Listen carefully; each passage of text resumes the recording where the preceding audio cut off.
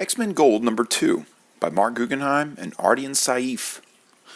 Lydia Nance from the Heritage Initiative gets a phone call in the middle of the night.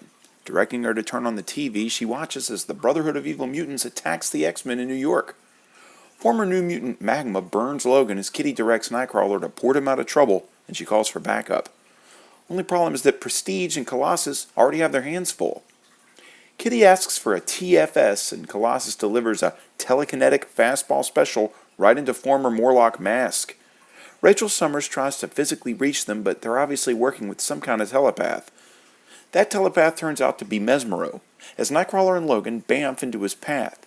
Invading Kurt's mind, he teleports him away and looks down at the former Wolverine. Back at the fight, Kitty calls for Storm to give them a chance to regroup, and in the dust storm, the Brotherhood teleports away before a S.H.I.E.L.D. squadron appears. On board the helicarrier, Captain America congratulates Kitty Pryde for being the new leader of the X-Men before showing her some footage of Lydia Nance. He then goes through the intelligence of the Brotherhood with all signs pointing to most of them being pretenders, all but the former X-Men Magma. Prestige walks in and tells Kitty that they found Nightcrawler. Logan, however, remains in the custody of Mesmero. Back in the Lower East Side, a costume villain hunts down a mutant while in Madripoor. Kurt explains to his team that Mesmero kept teleporting him until he was exhausted. That fact reveals the reasoning behind Magma's brainwashing when Rachel walks in with a new problem. At Gracie Mansion, it appears the Brotherhood is once again struck, this time kidnapping the mayor with threats to execute him. Of course, Nance is on TV within the hour threatening mutant deportation. Young students watch with Storm looking on. Back in custody, Logan reminds his captors that even though the chains binding him may be adamantium, the chair is not. He springs into action, incapacitating Mesmero and very soon after taking out the rest of his squad.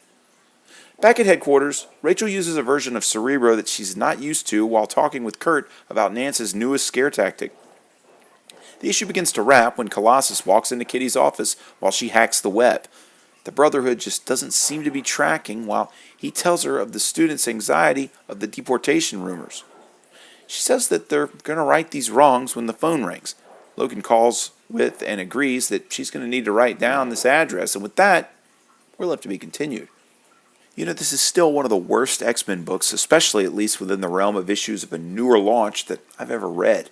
Bad writing, bad art. The only thing that keeps me going is the fact that Gambit's on the cover in a few issues, which maybe indicates a return to normal. At least they got rid of this horrible artist in coming issues. As far as this particular issue, there's no redeeming qualities.